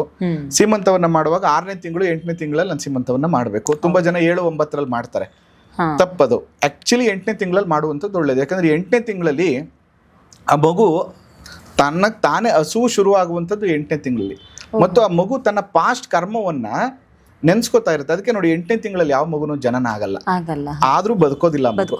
ಅದಕ್ಕೋಸ್ಕರ ಏನಂತಂದ್ರೆ ಇದರ ಷೋಡಶ ಸಂಸ್ಕಾರಗಳ ಸಂದರ್ಭದಲ್ಲಿ ಒಂದು ಮದುವೆಯನ್ನ ಮಾಡಬೇಕು. ಆ ಮದುವೆಯನ್ನ ಮಾಡುವಂತ ಸಂದರ್ಭದಲ್ಲಿ ಜಾತಕ ಹೊಂದಾಣಿಕೆಗಳನ್ನ ಮಾಡುವಂಥದ್ದು. ಅದಾದ ಮೇಲೆ ಒಂದು ಮನೆಯನ್ನ ಕಟ್ಟುವಂತ ಸಂದರ್ಭದಲ್ಲಿ, ಗೃಹ ನಿರ್ಮಾಣ ಮಾಡುವಂತ ಸಂದರ್ಭದಲ್ಲಿ, ಆ ಸಂದರ್ಭದಲ್ಲಿ ಒಂದು ಮುಹೂರ್ತವನ್ನ ಇಡ್ಸ್ಕೊಳ್ಳುವಂಥದ್ದು, ಅಥವಾ ಒಂದು ಭೂಮಿ ಪೂಜೆಗೆ ಮುಹೂರ್ತವನ್ನ ಇಡ್ಸ್ಕೊಳ್ಳುವಂಥದ್ದು, ಮನೆ ಕಟ್ಟಲಿಕ್ಕಿಂತ ಮುಂಚೆ ಆಯ ನಿರ್ಣಯ ಮಾಡ್ಕೊಳ್ಳುವಂಥದ್ದು, ಮನೆ ಕಟ್ಟುವಾಗ ವಾಸ್ತು ಸರಿ ಇದೆ ಅಂತ ನೋಡ್ಕೊಳ್ಳುವಂಥದ್ದು. ಇಷ್ಟನ್ನ ಮಾಡ್ಕೊಂಡ್ರೆ ಸಾಕು. ಇದಿಷ್ಟೇ ಸಮಯದಲ್ಲಿ ನೀನು ಶಾಸ್ತ್ರಗಳನ್ನ ಕೇಳು, ಗೈಡೆನ್ಸ್ ತಗೋ, ಅಥವಾ ನಾನು ಯಾವುದೋ ಒಂದು ಕೋರ್ಸ್ಗೆ ಸೇರ್ಕೋಬೇಕು, ಈ ಕೋರ್ಸ್ ನನಗಾಗತ್ತಾ, ಅಥವಾ ನಾನು ಯಾರ ಜೊತೆ ವ್ಯವಹಾರ ಮಾಡಬೇಕು, ಈ ವ್ಯಕ್ತಿ ಜೊತೆಗೆ ನನಗೆ ವ್ಯವಹಾರ ಮಾಡಬಹುದಾ, ಇಂತಹ ಮುಖ್ಯವಾದ ಸಂದರ್ಭಗಳಲ್ಲಿ ನೀವು ಕೇಳಬೇಕು ಹೊರತು ಇವತ್ತು ನೀನ್ ಮಾಡ್ತಾ ಇರುವಂತಹ ವ್ಯವಹಾರದಲ್ಲಿ 5,000 ರೂಪಾಯಿ ಲಾಭ ಬಂದ್ಬಿಟ್ಟಿದೆ, ನಾಳೆ 2,000 ರೂಪಾಯಿ ಬಂದಿದೆ, ಓಡ್ ಬರೋದು, ಅಯ್ಯೋ ಗುರುಳೆ ನೆನ್ನೆ 5,000 ಬಂದಿತ್ತು, ಇವತ್ತು 2,000 ಬಂದಿದೆ, ನಾಳೆ 6,000 ಬರಂಗ್ ಮಾಡ್ಕೊಡಿ ಅಂತ. ಹಂಗಿಲ್ಲ. ವ್ಯವಹಾರಗಳು ಅಂತ ಬಂದಾಗ ನಿಮ್ಮ ಸುತ್ತ ಇರುವಂತ ವಾತಾವರಣ, ನೀವು ವ್ಯವಹರಿಸ್ತಾ ಇರುವಂಥ ವ್ಯಕ್ತಿಗಳು, ನಿನ್ನ ಮನಸ್ಥಿತಿ, ಇದೆಲ್ಲವೂ ಕೂಡ ಮುಖ್ಯ ಆಗ್ತದೆ. ಮತ್ತೆ ನಿಮ್ಗೆ ನಡೀತಾ ಇರುವಂಥ ದಶಾಭುಕ್ತಿ ಗೋಚಾರ, ಜ್ಯೋತಿಷ್ಯದಲ್ಲಿ ದಶಾಭುಕ್ತಿ ಗೋಚಾರವನ್ನ ಇಟ್ ಇಸ್ ವೆರಿ ಇಂಪಾರ್ಟೆಂಟ್ ಆಗಿ ನೋಡ್ಬೇಕು. ದಶಾಭುಕ್ತಿ ಗೋಚಾರ ಅಂದ್ರೆ ಸರಳವಾಗಿ ಹೇಳ್ಬೇಕು ಅಂದ್ರೆ, ದಶ ಅಂದ್ರೆ ನಿಮ್ದು ವೆಹಿಕಲ್, ನೀವು ಟ್ರಾವೆಲ್ ಮಾಡೋ ಲೈಫ್ ಜರ್ನಿ, ಅದ್ರಲ್ಲಿ ಇರುವಂತ ಡ್ರೈವರೇ ಭುಕ್ತಿ, ನೀವು ಹೋಗುವಂತ ರಸ್ತೆಯೇ ಗೋಚಾರ. ಇಲ್ಲಿ ರಸ್ತೆ ತುಂಬಾ ಚೆನ್ನಾಗಿದೆ, ಆದ್ರೆ ಡ್ರೈವರ್ ಚೆನ್ನಾಗಿಲ್ಲ ಅಂದ್ರೂ ನಾವು ಹೋಗೋ ಟೈಮ್ ಕರೆಕ್ಟಾಗಿ ಹೋಗೋಕ್ಕಾಗೋದಿಲ್ಲ. ಹಂಗೆ ದಶಾ ಭುಕ್ತಿ ಗೋಚಾರ ಮೂರನ್ನು ನೋಡಿಕೊಂಡು ನನ್ನ ಟೈಮ್ ಇವಾಗ ಚೆನ್ನಾಗಿದೆಯಾ, ನಾನು ಒಬ್ಬ ಅಸ್ಟ್ರಾಲಜರ್ನ, ನಾನು ಯಾವಾಗಲೂ ನಾನು ತುಂಬ ದೊಡ್ಡ ಗುರುಗಳು ಅಥವಾ ನಾನು ದೊಡ್ಡ ಗುರುಗಳ ಥರ ನನ್ನ ಟ್ರೀಟ್ ಮಾಡಿ ನೀವು, ನಾನು ಹೇಳೋದೇ ಇಲ್ಲ. ಒಂದು ಲಾಯರ್ದು ಪ್ರೊಫೆಷನ್ ಇರುತ್ತೆ, ಮೆಡಿಕಲಲ್ಲಿ ಒಂದು ಪ್ರೊಫೆಷನ್ ಇರುತ್ತೆ, ಇನ್ನೊಬ್ರದ್ದು ಟೀಚಿಂಗ್ ಪ್ರೊಫೆಷನ್ ಇರುತ್ತೆ. ನಾನೊಬ್ಬ ಅಸ್ಟ್ರಾಲಜರ್ ಅಂದರೆ ಒಬ್ಬ ಸಲಹೆ ನೀಡುವಂಥ ಒಬ್ಬ ವ್ಯಕ್ತಿ, ಧಾರ್ಮಿಕ ಸಲಹೆ ನೋಡುವಂಥ ವ್ಯಕ್ತಿ. ಯಾಕಂದ್ರೆ ನಾನು ಯಾವಾಗಲೂ ನನ್ನನ್ನು ಒಬ್ಬ ಒಳ್ಳೆ ಟ್ರಾಫಿಕ್ ಪೊಲೀಸ್ ಅಂತ ಹೇಳಕ್ ಇಷ್ಟಪಡ್ತೀನಿ. ಯಾಕಂದ್ರೆ ಟ್ರಾಫಿಕ್ ಪೊಲೀಸ್ ಏನ್ ಮಾಡ್ತಾರೆ ಅಂದ್ರೆ, ಇಲ್ಲಿ ರೆಡ್ ಲೈಟ್ ಇದೆ, ಗ್ರೀನ್ ಲೈಟ್ ಇದೆ, ಯೆಲ್ಲೋ ಲೈಟ್ ಇದೆ. ನೀನು ಯೆಲ್ಲೋ ಲೈಟ್ ಇದ್ದಂಥ ಸಂದರ್ಭದಲ್ಲಿ ಗಾಡಿ ಆನ್ ಮಾಡ್ಕೋ, ಗ್ರೀನ್ ಬಂದಾಗ ನೀನು ಹೋಗು, ರೆಡ್ ಬಂದಾಗ ನಿಂತ್ಕೋ. ಜಾತಕ ನೋಡುವಾಗ ಒಬ್ಬ ಅಸ್ಟ್ರಾಲಜರ್ ಮಾಡಬೇಕಾಗಿರೋ ಕೆಲಸ ಇದೆ. ನಿನಗೆ ಟೈಮ್ ಚೆನ್ನಾಗಿದೆ, ನಿನಗೆ ಟೈಮ್ ಚೆನ್ನಾಗಿಲ್ಲ, ನೀನೇನು ಮಾಡಬೇಕು, ಏನು ಮಾಡಬಾರ್ದು ಅನ್ನುವಂತಹ ಒಂದು ಸಲಹೆಯನ್ನು ನೀಡುವಂತಹ ವ್ಯಕ್ತಿ ಯಾರಂದ್ರೆ ಒಬ್ಬ ಜ್ಯೋತಿಷಿ ಅಷ್ಟೇ. ಆದ್ರೆ ಈ ಜ್ಯೋತಿಷ್ಯ ಶಾಸ್ತ್ರ ಏನು, ನಾವಿಷ್ಟ ತನಕ ಏನ್ ಮಾತ್ರ ನಿತ್ಯ ಜೀವನಕ್ಕೆ ವ್ಯಕ್ತಿಗೆ ಹೇಗೆ ಜ್ಯೋತಿಷ್ಯ ಬೇಕು ಅಂತ, ಆದ್ರೆ ಜ್ಯೋತಿಷ್ಯ ಶಾಸ್ತ್ರದ ಇನ್ಡೆಪ್ತ್ ಅಂತ ಹೋಗಿ ನೋಡುವಾಗ ಇದರ ಎಲ್ಲದರ ಮೂಲವೂ ಕೂಡ ಮನುಷ್ಯನ ಬದುಕನ್ನ ರೂಪಿಸೋದಕ್ಕೋಸ್ಕರನೇ ಹುಟ್ಕೊಳ್ತು ಅನ್ನೋದು. ಈಗ ಮನುಷ್ಯನ ಪ್ರತಿನಿತ್ಯದ ಬದುಕನ್ನ ನೋಡ್ತಾ ಹೋದ್ರೆ ನಮ್ಗೆ ದಿನ, ನಕ್ಷತ್ರ, ವಾರಗಳು, ಕಾಲಗಳು ಇವೆಲ್ಲವೂ ಕೂಡ ಜ್ಯೋತಿಷ್ಯದಿಂದ ನಿರ್ಧರಿತ. ನೀವ್ ಹೇಳಿದಾಗೆ ಜ್ಯೋತಿಷ್ಯ ಅನ್ನೋದು ಮನುಷ್ಯ ಬದುಕೋದಕ್ಕೆ ಒಂದು ರೂಟ್ ಮ್ಯಾಪ್ ಹಾಕದ ಹಾಗೆ ಅಂತಿದೆ. ಈಗ ನಾವು ವಾರ ಭವಿಷ್ಯಗಳು ಎಲ್ಲ ನೋಡ್ತಾ ಇರ್ತೀವಿ. ಸೊ ಆದ್ರೆ ಈ ವಾರ ಭವಿಷ್ಯಗಳಿಂದ ಆಚೆಗೆ ಯೋಚನೆ ಮಾಡಿದ್ರೆ ಈ ವಾರಗಳು, ಕಾಲ, ಇವುಗಳೆಲ್ಲ ಹೆಂಗ್ ಹುಟ್ಕೊಳ್ತು ಜ್ಯೋತಿಷ್ಯದ ಪರಿಕಲ್ಪನೆ ಅಡಿಯಲ್ಲಿ ಅಂತ ತುಂಬಾ ಒಳ್ಳೆ ಪ್ರಶ್ನೆ. ಆಕ್ಚುಲಿ ಏನಾಗುತ್ತೆ, ಇವತ್ತಿನ ದಿನದಲ್ಲಿ ಗುರುಗಳೇ ಒಂದು ನಿಂಬೆಹಣ್ಣು ಇಟ್ಕೊಂಡು ಎಷ್ಟು ದಿನ ಮನೇಲಿ ಪೂಜೆ ಮಾಡಿದ್ರೆ ನಮ್ಗೆ ಒಳ್ಳೇದಾಗತ್ತೆ, ಈ ತರ ಪ್ರಶ್ನೆಗಳು ಕೇಳುವಂತ ಸಂದರ್ಭದಲ್ಲಿ ಮೂಲ ತಳಹದಿಯ ಪ್ರಶ್ನೆಗಳನ್ನ ಕೇಳುವಂಥದ್ದು ಇದೆಯಲ್ಲ, ಅದು ಬಹಳ ಖುಷಿ ಆಯ್ತು ನನಗೆ. ಮತ್ತೆ ಇಂಥದ್ದು ನಮ್ಮ ಜನರಿಗೆ ಬೇಕು, ತಿಳಿಸ್ಬೇಕು ನಾವು. ನೋಡಿ, ಅರ್ಕ ಶುಕ್ರ ಬುಧ ಚಂದ್ರ ಮಂದ ಜೀವ ದರಾಸುತಃ ಅಂತ ಅಂದ್ರೆ, ಈ ಸೂರ್ಯನಿಗೆ ಸಾವಿರಾರು ಕಿರಣಗಳು, ಆ ಕಿರಣಗಳಲ್ಲಿ 300 ಕಿರಣಗಳು ಹಿಮವನ್ನ ಉತ್ಪತ್ತಿ ಮಾಡಿದ್ರೆ 300 ಕಿರಣಗಳು ಉಷ್ಣವನ್ನ ಉತ್ಪತ್ತಿ ಮಾಡ್ತದೆ.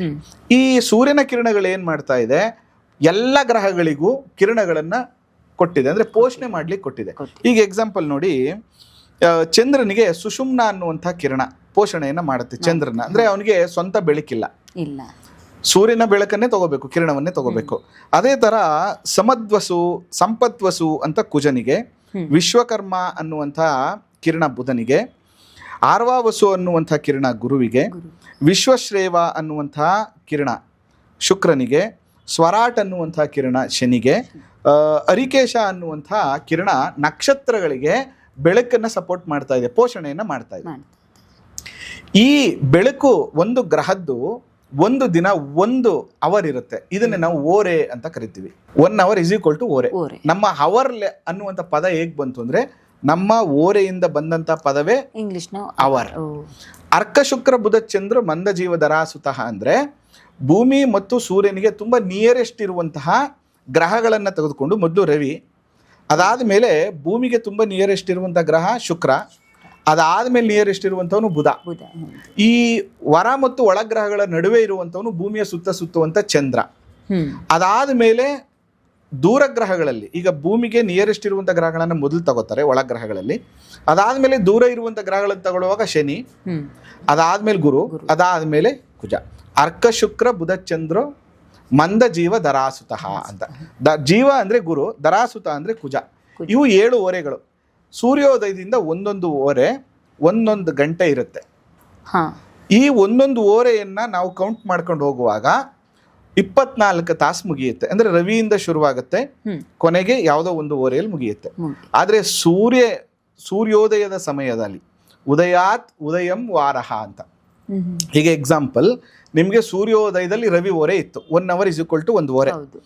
ಆ 1 ಓರೆಯಲ್ಲಿ ಸೂರ್ಯೋದಯದಲ್ಲಿ ರವಿ ಇದ್ರೆ ಸೂರ್ಯವಾರ, ಸೂರ್ಯೋದಯದಲ್ಲಿ ಚಂದ್ರ ಓರೆ ಇದ್ರೆ ಚಂದ್ರವಾರ, ಅದೇ ಸೂರ್ಯೋದಯದಲ್ಲಿ ಮಂಗಳ ಓರೆ ಬಂತು ಮಂಗಳವಾರ, ಸೂರ್ಯೋದಯದಲ್ಲಿ ಬುಧ ಬಂತು ಬುಧವಾರ, ಅದೇ ಸೂರ್ಯೋದಯದಲ್ಲಿ ಗುರು ಓರೆ ಬಂತು ಗುರುವಾರ, ಶುಕ್ರ ಓರೆ ಉದಯದಲ್ಲಿ ಬಂದ್ರೆ ಶುಕ್ರವಾರ, ಶನಿ ಓರೆ ಬಂದ್ರೆ ಶನಿವಾರ. ಈ ರೀತಿಯಾಗಿ ವಾರಗಳ ಉತ್ಪತ್ತಿ ಆಗಿರುವಂಥದ್ದು. ನೋಡಿ, ನಾವಿವತ್ತು ಕ್ಯಾಲೆಂಡರ್ ಅಲ್ಲಿ ನಾವು ವರ್ಷಗಳನ್ನ ನೋಡ್ತೀವಿ. ನೀವು ಏನನ್ನ ಬೇಕಾದ್ರೂ ಬದಲಾವಣೆ ಮಾಡ್ಕೋಬಹುದು, ಆದ್ರೆ ನಮ್ಮ ವಾರಗಳನ್ನ ನೀವು ಬದಲಾವಣೆ ಮಾಡ್ಲಿಕ್ಕೆ ಆಗಿಲ್ಲ. ಇದು ವಾರಗಳ ಉತ್ಪತ್ತಿ. ಜೊತೆಗೆ ನೋಡಿ ಎಷ್ಟು ಚೆನ್ನಾಗಿದೆ ಅಂತಂದ್ರೆ, ಈ ಓರೆಗಳು ಎಷ್ಟು ಚೆನ್ನಾಗಿ ನಮಗೆ ರಿಸಲ್ಟ್ ಅನ್ನ ಹೇಳ್ತದೆ, ಫಲಭಾಗದಲ್ಲಿ ಎಷ್ಟು ಚೆನ್ನಾಗಿ ಹೇಳ್ತದೆ ಅಂದ್ರೆ, ಕುಜ ಓರೆಯಲ್ಲಿ ಹುಟ್ಟಿದ್ರೆ ಒಬ್ಬ ವ್ಯಕ್ತಿ, ಇವನು ಕೋಪಿಷ್ಠನಾಗಿರ್ತಾನೆ, ಶಾರ್ಟ್ ಟೆಂಪರ್ ಆಗಿರ್ತಾನೆ, ಸಡನ್ ಡಿಸಿಷನ್ಗಳನ್ನ ತಗೋತಾರೆ. ಅದೇ ಗುರುವಾರ ಹುಟ್ಟಿದ್ರೆ ಅವನು ಸ್ವಲ್ಪ ಉಪನ್ಯಾಸಕ, ಕೆಲವ್ರಿಗೆ ಗೈಡ್ ಮಾಡುವಂಥವನು, ಸ್ವಲ್ಪ ಮೆಚುರಿಟಿ ಇರುವಂಥವನು. ಅದ ಬುಧ ಓರೆಯಲ್ಲಿ ಹುಟ್ಟಿದ್ರೆ, ಆ ಅವರಲ್ಲಿ ಹುಟ್ಟಿದ್ರೆ ಇವನು ತುಂಬಾ ಒಳ್ಳೆ ವಾಗ್ಮಿ, ವೆರಿ ನಾಲೆಡ್ಜಬಲ್, ಮತ್ತೆ ಸ್ವಲ್ಪ ಪೇಷನ್ಸ್ ಇರುತ್ತೆ. ಶುಕ್ರ ಓರೆಯಲ್ಲಿದ್ದರೆ ಇಸ್ ಎ ವೆರಿ ರೊಮ್ಯಾಂಟಿಕ್, ತುಂಬ ಎಲ್ಲರನ್ನು ಪ್ರೀತಿಸುವಂಥದ್ದು, ಇವನು ವ್ಯವಹಾರಕ್ಕಿಂತ ಪ್ರೀತಿ ಬಹಳ ಇಂಪಾರ್ಟೆಂಟ್ ಅನ್ನುವಂಥವನು. ಅದೇ ಶನಿ ಓರೆ ಇದ್ದರೆ ಇವನು ಸೇವಾ ಮನಸ್ಸುಳ್ಳಂಥವನು, ಸ್ವಲ್ಪ ಆಲಸ್ಯತನ, ಎಲ್ಲ ಕೆಲಸವನ್ನ ನಿಧಾನಕ್ಕೆ ಮಾಡುವಂಥವನು, ನಿಧಾನಕ್ಕೆ ಮಾಡಿದ್ರು ಸ್ವಲ್ಪ ಶಿಸ್ತಿಂದ ಮಾಡುವಂಥವನು. ಈ ರೀತಿಯಾಗಿ ಪ್ರತಿ ಒಂದು ಓರೆ ಕೂಡ ಅವ್ರಿಗೆ ರಿಸಲ್ಟ್ ಅನ್ನು ಕೊಡುತ್ತೆ. ಮತ್ತೆ ಕುಜ ಓರೆ ರವಿ ಓರೆ ಇದೆಯಲ್ಲ, ಇದು ಅತಿ ಹೆಚ್ಚು ಉಷ್ಣವನ್ನ ಬಿಡುಗಡೆ ಮಾಡುತ್ತೆ. ಅದಕ್ಕೆ ನಾವು ಯಾವಾಗಲೂ ಏನು ಹೇಳ್ತೀವಿ ಅಂತಂದ್ರೆ, ಈ ರವಿ ಓರೆ ಕುಜ ಓರೆ ಇದ್ದಂಥ ಸಂದರ್ಭದಲ್ಲಿ, ಶನಿ ಓರೆಗಳಿದ್ದಂಥ ಸಂದರ್ಭದಲ್ಲಿ ಯಾವುದೇ ಶುಭ ಕಾರ್ಯಗಳನ್ನು ಪ್ರಾರಂಭ ಮಾಡಬೇಡ. ಬುಧ ಶುಕ್ರ ಓರೆಗಳಿದ್ದಂಥ ಸಂದರ್ಭದಲ್ಲಿ, ಶುಕ್ಲ ಪಕ್ಷದ ಚಂದ್ರ ಓರೆಗಳಿದ್ದಂಥ ಸಂದರ್ಭದಲ್ಲಿ ನೀ ಯಾವುದೇ ಕೆಲಸ ಕಾರ್ಯಗಳನ್ನು ಆ ಸಂದರ್ಭದಲ್ಲಿ ಪ್ರಾರಂಭ ಮಾಡಿದ್ರೆ ನಿನಗೆ ಒಳ್ಳೆ ಫಲಗಳು ಪ್ರಾಪ್ತಿ ಆಗ್ತದೆ ಅಂತ. ಹೀಗೆ ಓರೆಗಳಿಂದ ವಾರಗಳು ಉತ್ಪತ್ತಿ ಆಗಿರುವಂಥದ್ದು. ಈಗ ಸಾಮಾನ್ಯವಾಗಿ ನಾವೆಲ್ಲ ಚರ್ಚೆ ಮಾಡ್ತೀವಿ. ಈಗ ನಾವು ಏನು ಗ್ರೆಗೋರಿಯನ್ ಕ್ಯಾಲೆಂಡರನ್ನು ಇವತ್ತಿಗೆ ನಾವು ಫಾಲೋ ಮಾಡ್ತೀವಿ. ಸೊ ಈ ಗ್ರೆಗೋರಿಯನ್ ಕ್ಯಾಲೆಂಡರಿಂದ ಆಚೆಗೆ ನಮಗೆ ಸಂವತ್ಸರಗಳು, ನಮಗೆ ನಕ್ಷತ್ರಗಳು, ತಿಥಿಗಳು, ಈ ಥರದ ಎಲ್ಲ ಪರಿಕಲ್ಪನೆಗಳನ್ನ ನಾವು ಹುಟ್ಟಾಕೊಂಡಿದ್ದೇವೆ. ನಮಗೆ ಇತ್ತೀಚಿನ ಕಾಲಘಟ್ಟದಲ್ಲಿ ಒಂದಷ್ಟು ಪ್ರಶ್ನೆಗಳು ಅಂದರೆ, ನಾವು ಹುಟ್ಟುಹಬ್ಬ ಆಚರಣೆ ಮಾಡ್ತೀವಿ. ಸಾಮಾನ್ಯವಾಗಿ ನಾವು ಹೇಗೆ ಮಾಡ್ತೀವಿ, ನಮ್ಮ ದಿನದ ಆ ಡೇಟಲ್ಲಿ ನಾವು ಯಾವತ್ತು ಹುಟ್ಟಿರ್ತೀವಿ ಆ ದಿನದ ಆಚರಣೆ ಮಾಡ್ತೀವಿ. ಆದರೆ ಹಿಂದೂ ಪರಂಪರೆಯ ಪ್ರಕಾರ, ಸನಾತನ ಪದ್ಧತಿಯ ಪ್ರಕಾರ ಜ್ಯೋತಿಷಿ ಶಾಸ್ತ್ರ ಏನು ಹೇಳುತ್ತೆ, ಆ ಗಳಿಗೆ ಆ ತಿಥಿಯಲ್ಲಿ ಹುಟ್ಟಿರುವಂಥ ದಿನ ಹುಟ್ಟುಹಬ್ಬ ಆಚರಣೆ ಮಾಡಿಕೊಂಡ್ರೆ ಒಳ್ಳೆಯದು ಅಂತ. ಸೊ ಈ ಪರಿಕಲ್ಪನೆಗಳ ಬಗ್ಗೆ ಒಂದಷ್ಟು ಸ್ಪಷ್ಟನೆ ಕೊಡ್ತೀರಾ? ನಿಜವಾಗ್ಲೂ ಹಿಂದೂಗಳು ಅಥವಾ ಜ್ಯೋತಿಷ್ಯ ನಂಬುವವರು ಹುಟ್ಟುಹಬ್ಬನ ಯಾವ ದಿನ ಆಚರಣೆ ಮಾಡ್ಕೊಳ್ಬೇಕು ಅಂತ? ನೋಡಿ, ಆ್ಯಕ್ಚುಲಿ ತಿಥಿ ಅಂದರೆ ನಮ್ಮ DNA ಅಂತ. ರವಿ ಪುರುಷ, ಚಂದ್ರ ಸ್ತ್ರೀ. ಪುರುಷ ಮತ್ತು ಸ್ತ್ರೀಯಿಂದ 2 ನೂಡಲ್ಸ್ ಇದು. ಈ DNA ನಿಮ್ಗೆ 2 ವಿಂಗ್ ಇರುತ್ತೆ. ಆ 2 ವಿಂಗ್ಗಳೇ ರವಿ ಮತ್ತು ಚಂದ್ರ. ಅದರಿಂದ ರವಿ ಮತ್ತು ಚಂದ್ರರ ನಡುವಿನ ಸಮಯವನ್ನ 12 ಡಿಗ್ರಿ ಸಮಯವನ್ನು ಒಂದು ತಿಥಿ ಅಂತ ಕರಿತೀವಿ. ಅದರಿಂದ ಇದು ಕಂಪ್ಲೀಟ್ ಆಗಿ ನನ್ನ ಜನ್ಮವನ್ನ ಇಂಡಿಕೇಟ್ ಮಾಡುತ್ತೆ. ಅದಕ್ಕೆ ಹುಟ್ಟು ಅಥವಾ ಸಾವು ಎರಡನ್ನೂ ಕೂಡ ತಿಥಿಯ ಆಧಾರದ ಮೇಲೆನೆ ನಾವು ತಗೋಬೇಕು. ಅದಕ್ಕೆ ನೋಡಿ, ಈಗ ಎಕ್ಸಾಂಪಲ್ ಕೃಷ್ಣ ಜನ್ಮಾಷ್ಟಮಿ ಆಯ್ತಾ, ಅಕ್ಷಯ ತೃತೀಯ, ನೀವು ಯಾವುದೇ ಹಬ್ಬಗಳನ್ನ ಮಾಡಿ ಅದ್ರ ಮೇಲೆ ತಗೋತೀವಿ. ಆದ್ರೆ ಸಾವನ್ ಕೂಡ ಹಂಗೆ, ಈ ತಿಥಿ ಇತ್ತಪ್ಪ ಅವತ್ತು, ಹೌದು ಆಯ್ತಾ, ವೈಶಾಖ ಮಾಸದ ಶುಕ್ಲ ಪಕ್ಷದ ತೃತೀಯ ದಿನ ಇವ್ರು ತೀರೋಗಿದ್ರು, ಅದರಿಂದ ಅವತ್ತು ಆ ಕಾರ್ಯವನ್ನ ಮಾಡಬೇಕು ಅಂತ. ಅದರಿಂದ ಇಲ್ಲಿ ಹುಟ್ಟು ಮತ್ತು ಸಾವು ಎರಡಕ್ಕೂ ಇಂಪಾರ್ಟೆಂಟ್ ಏನಂದ್ರೆ ಪಂಚಾಂಗ. ಅವತ್ತಿನ ದಿನ ಯಾವ ಸಂವತ್ಸರ ಇತ್ತು, ಯಾವ ಪಕ್ಷ ಇತ್ತು, ಯಾವ ತಿಥಿ ಇತ್ತು, ಅವತ್ತಿನ ದಿನ ಯಾವತ್ ದಿನ ನಾನು ಜನನಾಗಿದ್ದೀನಿ, ಅದೇ ಇಂಪಾರ್ಟೆಂಟ್ ಆಗುತ್ತೆ. ಅದರಿಂದ ಹುಟ್ಟದ ಹಬ್ಬ ಮಾಡ್ಕೊಳ್ಳುವಂಥವ್ರು ಡೇಟ್ ವೈಸು ನೀವು ಖುಷಿಗೆ ಮಾಡ್ಕೊಂಡ್ರು ಕೂಡ ನೀವು ಯಾವುದೇ ಅವತ್ತಿನ ದಿನ ಏನ್ ಮಾಡಬೇಕು, ಕೇಕ್ ಕಟ್ ಮಾಡೋದಲ್ಲ. ಅವತ್ತಿನ ದಿನ ನನ್ನ ಪೂರ್ವವನ್ನ ನೆನೆಸ್ಕೋಬೇಕಂತೆ, ತಂದೆ ತಾಯಿಗಳಿಗೆ ನಮಸ್ಕಾರವನ್ನ ಮಾಡುವಂಥದ್ದು, ಕುಲದೇವರು ಯಾವಾಗಲೂ ಬಹಳ ಮುಖ್ಯವಾಗಿರುವಂಥದ್ದು ಕುಲದೇವರ ದರ್ಶನವನ್ನ ಮಾಡುವಂಥದ್ದು, ಮನೇಲಿ ಒಂದು ಚಿಕ್ಕ ಗಣಪತಿ ಹೋಮವನ್ನಾದ್ರೂ ಮಾಡುವಂಥದ್ದು, ಈ ರೀತಿಯಾಗಿ ನೀವು ಆಚರಣೆಯನ್ನ ಮಾಡ್ಬೇಕಾಗ್ತದೆ. ದೇವತಾ ಕಾರ್ಯ ಮಾಡುವಂಥದ್ದು. ಅದ್ರ ಜೊತೆಗೆ ಅವತ್ತಿನ ದಿನ ಏನಂತಂದ್ರೆ ನನಗಿಂತ ಒಂದು ಒಳ್ಳೆ ಜನ್ಮವನ್ನ ಕೊಟ್ಟಿದೆಯಾ, ಅದಕ್ಕೆ ನೇಚರ್ಗೆ ಥ್ಯಾಂಕ್ಸ್ ಹೇಳಬೇಕು. ಅದರಿಂದ ಒಂದಷ್ಟು ಗಿಡಗಳನ್ನು ನೆಡುವಂಥದ್ದು, ಗಿಡಗಳಿಗೆ ನೀರು ಹಾಕುವಂಥದ್ದು, ಮತ್ತು ಯಾರಿಗೆ ಈ ರೀತಿಯ ಅವಕಾಶಗಳು ಸಿಕ್ಕಿಲ್ಲ ಅವರ ಕರ್ಮಾನುಸಾರೇಣ ಅಂಥವ್ರ ಜೊತೆ ನಾವು ಕೂಡ ನಿಮ್ಮ ಜೊತೆಗಿದ್ದೀವಿ ಅನ್ನುವಂಥ ಭಾವನೆಯನ್ನು ತೋರಿಸಿ ಒಂದು ವೃದ್ಧಾಶ್ರಮ, ಅನಾಥಾಶ್ರಮಗಳಿಗೆ ಹೋಗಿ ಅವ್ರ ಜೊತೆಗೆ ಒಂದಷ್ಟು ಕಾಲವನ್ನು ಕಳೆಯುವಂಥದ್ದು, ಇದನ್ನ ಸೇವೆ ಮಾಡೋದ್ರಿಂದ ಕೂಡ ಅವರಿಗೆ ಎಲ್ಲ ರೀತಿಯ ಅನುಕೂಲಗಳಾಗುತ್ತೆ. ಅದರಿಂದ ನಿಮ್ಮ ಯಾವುದೇ ಹುಟ್ಟು ಹಬ್ಬವನ್ನು ಆಚರಣೆ ಮಾಡ್ಬೇಕು ನೀವು ಅಂತಂದ್ರೆ ತಿಥಿಯ ಆಧಾರದ ಮೇಲೇ ಕೂಡ ನೀವು ಆಚರಣೆ ಮಾಡ್ಬೇಕಾಗ್ತದೆ. ಈಗ ನಾವು ಈ ಪ್ರಶ್ನೆ ನಾನು ಕೇಳಿದ್ದೆ ಬಹಳ ಮುಖ್ಯವಾಗಿ. ಈಗ ನಾವು ತಿಥಿಯ ಅನುಸಾರವಾಗಿ ಹುಟ್ಟುಹಬ್ಬನ ಆಚರಣೆ ಮಾಡಬೇಕು. ಹಿಂದೂಗಳು ಅಥವಾ ಯಾರೆಲ್ಲ ಈ ಜ್ಯೋತಿಷ್ಯ ಶಾಸ್ತ್ರ ಅಥವಾ ಈ ಪರಂಪರೆಯನ್ನ ನಂಬ್ತಾರ ಅವರೆಲ್ಲರೂ ಕೂಡ ತಿಥಿಗೆ ಅನುಸಾರವಾಗಿ ಯಾವ ಸಂವತ್ಸರದಲ್ಲಿ, ಯಾವ ತಿಥಿಯಲ್ಲಿ, ಯಾವ ವಾರದಲ್ಲಿ ಹುಟ್ಟಿರ್ತೀರಿ ಅನ್ನೋದನ್ನ ನೋಡಿ ಆಚರಣೆ ಮಾಡಬೇಕು ಅಂತ. ಆದ್ರೆ ಬಹಳ ದೊಡ್ಡ ಸಮಸ್ಯೆ, ಸಾಕಷ್ಟು ಮಂದಿ ಜಾತಕವನ್ನೇ ಬರ್ಸಿರೋದಿಲ್ಲ. ತುಂಬಾ ಜನರ ಹತ್ರ ಜಾತಕವೇ ಇರೋದಿಲ್ಲ. ಇನ್ ಕೆಲವು ಕಡೆ ತಪ್ಪು ಕಲ್ಪನೆ ಇದೆ, ಅಲ್ಲಿ ಜಾತಕ ಬರೆಸಬಾರ್ದು, ಇಷ್ಟು ಸಮಯದ ನಂತರ ಜಾತಕ ಬರೆಸಬಾರ್ದು ಅಂತ. ಸೊ ಹಾಗಾದ್ರೆ ಯಾವಾಗ ಒಂದು ಮಗು ಹುಟ್ಟಿದ ನಂತರ ಯಾವಾಗ ಜಾತಕ ಬರೆಸಬೇಕು? ಇದು ಬಹಳ ಮುಖ್ಯ. ಜಾತಕ ಅಂದ್ರೆ ಬರೀ ನನ್ನ ಹುಟ್ಟದಬ್ಬ ಆಚರಣೆ ಮಾಡೋಕ್ಕೋಸ್ಕರ ಅಂತಾನೆ ಅಲ್ಲ. ಅದು ಏನಂದ್ರೆ ಕೆಲವು ಜನನ ದೋಷಾದಿಗಳು ಅಂತ ಇರ್ತದೆ. ಮಗು ಹುಟ್ಟದಂತ ಸಂದರ್ಭದಲ್ಲಿ ಅದರಲ್ಲಿ ಸದ್ಯಾರಿಷ್ಟ, ಬಾಲಾರಿಷ್ಟ, ಯೋಗಾರಿಷ್ಟ, ಅದಾದ ಮೇಲೆ ಅಲ್ಪಾಯು, ಮಧ್ಯಾಯು, ಪೂರ್ಣಾಯು ಅಂತೇಳಿ ಅಮಿತಾಯು ಅನ್ನುವಂಥ ವಿಷಯಗಳನ್ನ ಹೇಳಿರ್ತಾರೆ. ಯಾಕೆ ಮಗುಗೆ ತೋರಿಸ್ಬೇಕು? ಮೃತಪಿಂಡ ಅಂತ ಕೆಲವೊಂದಿದೆ. ಮೃತಪಿಂಡ ಅಂದ್ರೆ ಮಗು ಹೊಟ್ಟೆ ಒಳಗಡೆನೆ ಮರಣ ಹೊಂದುವಂಥದ್ದು, ಪಾಸ್ಟ್ ಕರ್ಮದ ಮೇಲೆ ಬಂದಿರ್ತದೆ. ಅದಕ್ಕೆ ನೋಡಿ, ಸದ್ಯಾರಿಷ್ಟ 1 ವರ್ಷದ ಒಳಗಡೆ ಮಗುಗೆ ಗಂಡಾಂತರ ಇರುತ್ತೆ ಅಂತ ಶಾಸ್ತ್ರದಲ್ಲಿ ಹೇಳ್ತಾರೆ. ಅದನ್ನ ಜಾತಕದಲ್ಲಿ ಕೂಡ ಮೃತಾಂಶಗಳು ಅಂತ, ನಮಗೆ ಮೃತ್ಯು ರಾಶಿಗಳು, ಅನೇಕ ವಿಚಾರ ಬಾಲಾರಿಷ್ಟಗಳಲ್ಲಿ ತುಂಬಾ ಸ್ಪಷ್ಟವಾಗಿ ಹೇಳ್ತಾರೆ. ಈ ರೀತಿಯ ಗ್ರಹಗಳ ಕಾಂಬಿನೇಷನ್ಸ್ ಏನಾದ್ರು ಜಾತಕದಲ್ಲಿದ್ರೆ ಈ ಮಗುಗೆ ಸದ್ಯ ಅರಿಷ್ಟ ಇರ್ತದೆ. 1 ವರ್ಷದ ಒಳಗಡೆ ಮಗು ಮರಣಿಸುವ ಸಾಧ್ಯತೆಗಳು ಕೂಡ ಇರ್ತದೆ. ಅದರಿಂದ ಇದಕ್ಕೆ ಪರಿಹಾರಗಳನ್ನ ಮಾಡ್ಕೋಬೇಕು. ಈಗ ನೀವು ಹುಟ್ಟಿದ ತಕ್ಷಣ ಜಾತಕ ಬರ್ಸ್ಲಿಲ್ಲ ಅಂದ್ರೆ ಆ ದೋಷ ಹೇಗೆ ಗೊತ್ತಾಗುತ್ತೆ? ಎರಡನೇದು ಬಂದು 8 ವರ್ಷದ ಒಳಗಡೆ ಮಗುವಿಗೆ ಗಂಡಾಂತರ ದೋಷಗಳು, ಮಗು ಚೆಂಡಿ ಇಡುವಂಥದ್ದು, ಬಿದ್ದು ಪೆಟ್ಟು ಮಾಡ್ಕೊಳ್ಳುವಂಥದ್ದು, ಗಾಯ ಮಾಡ್ಕೊಳ್ಳುವಂಥದ್ದು ಇರ್ತದೆ. ಇದನ್ನ ಬಾಲಾರಿಷ್ಟ ಅಂತ ಕರಿತೀವಿ. ಅದಕ್ಕೆ ಮಗುಗೆ ಏನಾದ್ರು ಬಾಲಗ್ರಹ, ಬಾಲಾರಿಷ್ಟ ದೋಷ ಇದೆಯಾ, ಅದಕ್ಕೋಸ್ಕರ ಪರಿಹಾರ. ಅದಾದ್ಮೇಲೆ ಯೋಗಾರಿಷ್ಟ ಬಂದು 12 ವರ್ಷ, 8 ರಿಂದ 12 ವರ್ಷ. ಅದಾದ್ಮೇಲೆ ಅಲ್ಪಾಯು ಬಂದು ಬಿಫೋರ್ 32 ಇಯರ್ಸ್, 32 ವರ್ಷದೊಳಗಡೆ ಏನಾದ್ರು ಕಂಟಕಗಳಿದ್ರೆ ಅದನ್ನ ನಾವು ಅಲ್ಪಾಯು ಅಂತ ಕರಿತೀವಿ. 60 ವರ್ಷದ ಒಳಗಡೆ ಇದ್ರೆ ಮಧ್ಯಾಯು, 60 ವರ್ಷ ತುಂಬಿದ್ರೆ ಪೂರ್ಣಾಯು, 100 ವರ್ಷ ಆದ್ರೆ ದೀರ್ಘಾಯು, 100ರಿಂದ 120 ದೀರ್ಘಾಯು, 120 ವರ್ಷದ ನಂತರ ಬದುಕಿದ್ರೆ ಅದನ್ನ ಅಮಿತಾಯು ಅಂತ ಕರಿತೀವಿ. ಅದಕ್ಕೋಸ್ಕರ ಮಗು ಹುಟ್ಟಿದ ತಕ್ಷಣನೇ ಮಗುವಿನ ಜಾತಕವನ್ನ ಬರೆಸ್ಬೇಕು. ಆಗ ಆ ಮಗುವಿನ ನೋಡಿ, ಸೂತಕಕ್ಕೂ ಜಾತಕಕ್ಕೂ ಸಂಬಂಧ ಇಲ್ಲ. ನನ್ನ ಜನನ ನಂಗೆ ಎಷ್ಟೊಂದು ನಗು ಬರುತ್ತಂದ್ರಮ್ಮ ಫೋನ್ ಮಾಡ್ತಾರೆ, ನನಗೆ ಸಿಸರಿನ್ ಒಂದು ಡೇಟ್ ಕೊಡಿ ಅಂತ ಕರೀತಾರೆ. ಇದೊಂದು ಬಹಳ ದೊಡ್ಡ ಇದು. ನಿಜವಾಗ್ಲೂ ಇದ್ರ ಬಗ್ಗೆ ನಾವು ಚರ್ಚೆ ಮಾಡ್ಲೇಬೇಕು. ಅಂದ್ರೆ ಮಗುವನ್ನ, ಈಗ ಒಂದು ಮಗು ಹುಟ್ಟಬೇಕು ಅಂತಂದ್ರೆ ಅದು ಕರ್ಮಕ್ಕನುಸಾರವಾಗಿ ಅದೊಂದು ಪ್ರಕೃತಿ ನಿರ್ಧರಿತ ಸಮಯಕ್ಕೆ ಹುಟ್ಟಬೇಕು. ಆದ್ರೆ ಇತ್ತೀಚೆಗೆ ಜ್ಯೋತಿಷಿಗಳ ಹತ್ರ ಒಂದು ಒಳ್ಳೆ ಸಮಯ ಕೇಳ್ಕೊಂಡು ಆ ದಿನ ಸಿಸೇರಿಯನ್ ಮಾಡಿಸ್ಕೊಂಡು ಮಕ್ಕಳ ಜನ್ಮ ಕೊಡುವಂತ ಪ್ರಕ್ರಿಯೆ ಇದೆಯಲ್ಲ, ಇದು ಎಲ್ಲ ಒಂದು ರೀತಿ ಪ್ರಕೃತಿಗೆ ವಿರುದ್ಧವಾಗಿರೋ ಪ್ರಕ್ರಿಯೆ ಅಲ್ಲ? ಹೌದು. ಯಾಕೆ ಅಂತಂದ್ರೆ ಇಲ್ಲಿ ನೋಡಿ, ರಾವು ಕಾಲ ಇಲ್ಲಿರುವ ಕೊಡಿ, ಯಮಗಂಟ ಕಾಲ ಇದಿರುವ ಕೊಡಿ. ಅಯ್ಯಯ್ಯೋ ಅಮಾವಾಸ್ಯೆ ಬಂದ್ಬಿಡ್ತು, ನಾವು 2 ದಿನ ಆದ್ಮೇಲೆ ಸಿಸರಿನ್ ಮಾಡಿಸ್ತೀವಿ. ಅವ್ ತಾಯಿ ಅಲ್ಲಿ ಒದ್ದಾಡ್ತಿರ್ತಾರೆ, ಅಯ್ಯಯ್ಯೋ ಅಮಾವಾಸ್ಯೆ ಬಂತು 2 ದಿನ ಆದ್ಮೇಲೆ ಮಾಡಿಸ್ತೀವಿ. ಅಥವಾ ಇನ್ನೂ 9 ತಿಂಗಳು ಮುಗ್ದೇ ಇರಲ್ಲ, ಟೈಮ್ ಇರುತ್ತೆ ಆ ಮಗುಗೆ. ಆದ್ರೆ ಅಯ್ಯೋ ಒಳ್ಳೆ ದಿನ ಇದೆಯಂತೆ 15 days ಬಿಫೋರೇ ನಾವು ಮಾಡಿಸ್ಬಿಡ್ತಾ ಇದೀವಿ. ನಾವು ಪ್ರಕೃತಿ ವಿರುದ್ಧವಾಗಿ ಹೋಗ್ಬಾರ್ದು. ನೋಡಿ 9 ತಿಂಗಳು ನಾನು ಬೆಳೆದಿದ್ದೀನಿ ಅಂತ ಇಟ್ಕೊಳ್ಳೋಣ, ನೀರ್ ಹಾಕಿದ್ದೀನಿ, ಪೋಷಣೆ ಮಾಡಿದ್ದೀನಿ, ತುಂಬಾ ಚೆನ್ನಾಗಿ ಮರ ಬಂದಿದೆ, ಒಂದು ಮಾವಿನ ಮರ ಅಂತಾನೆ ಅಂದ್ಕೊಳ್ಳೋಣ. ನೀವು 9 ತಿಂಗಳು ಪೋಷಣೆ ಮಾಡಿದ ಮೇಲೆ ಆ ಹಣ್ಣನ್ನು ನೀವು ತಿನ್ನುವಂಥ ಸಂದರ್ಭದಲ್ಲಿ ಆ 9 ತಿಂಗಳು ಇಂಪಾರ್ಟೆಂಟ್ ಆಗುತ್ತೆ ಹೊರತು ನೀವು ಕೀಳುವ ಅರ್ಧ ಗಂಟೆ 3/4 ಗಂಟೆ ವ್ಯತ್ಯಾಸ ಏನು ಕೆಲಸ ಮಾಡಲ್ಲ. ಈಗ ನೀವು ಬೆಳಗ್ಗೆ 6 ಗಂಟೆಗೆ ಅಡುಗೆ ಮಾಡಿದ್ದೀರ, ಅಯ್ಯೋ ಟೈಮ್ ಚೆನ್ನಾಗಿಲ್ವಂತೆ ನಾನು 9 ಗಂಟೆ ಮೇಲೆ ಊಟ ಮಾಡ್ತೀನಿ, ಏನು ವ್ಯತ್ಯಾಸ ಆಗುತ್ತೆ? ಹಬ್ಬ ಅಂದರೆ ಬಿಸಿ ಆಗಿರ್ಬೋದು, ಬಿಸಿ ಆರೋಗಿರ್ಬೋದು. ಅದರಿಂದ ಆಲ್ರೆಡಿ ಆ ಮಗುಗೆ 9 ತಿಂಗಳು ಆ ಮಗುವಿನ ಕರ್ಮ ಆಲ್ರೆಡಿ ಡಿಸೈಡೆಡ್. ನೀನು ಏನಾಗಬೇಕು ಅನ್ನುವಂಥದ್ದು ಆಲ್ರೆಡಿ ಡಿಸೈಡ್ ಆಗಿದೆ, ನೀನು ಏನು ಅನುಭವಿಸ್ಬೇಕು ಅನ್ನುವಂಥದ್ದನ್ನು ಡಿಸೈಡ್ ಆಗಿದೆ. ನೀವು ಯಾವುದೋ ಒಂದು ಸಮಯವನ್ನ ಡಿಸೈಡ್ ಮಾಡಿ ಸಿಸರಿನ್ ಮಾಡಿದ ತಕ್ಷಣ ಆ ಮಗುವಿನ ಯಾವ ಕರ್ಮ ಫಲಗಳು ಕೂಡ ಬದಲಾವಣೆ ಆಗೋದಿಲ್ಲ.